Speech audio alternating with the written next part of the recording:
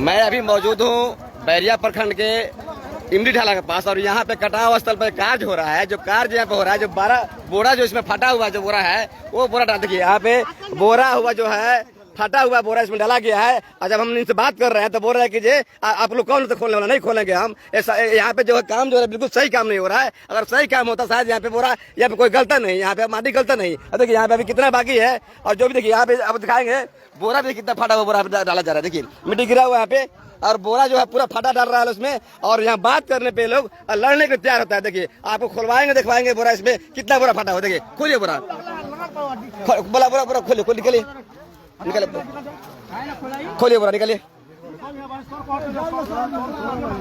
यहाँ पे जेई के द्वारा बताया गया कि हाँ नहीं डालना है फटल बोरा, लेकिन फिर भी यह वर्कर जो डाल रहे हैं फटल बोरा कहीं ना कहीं अपने पैसे बनाने के लिए यहाँ डाल रहे हैं सब। खोलिए निकलिए बोरा निकलिए।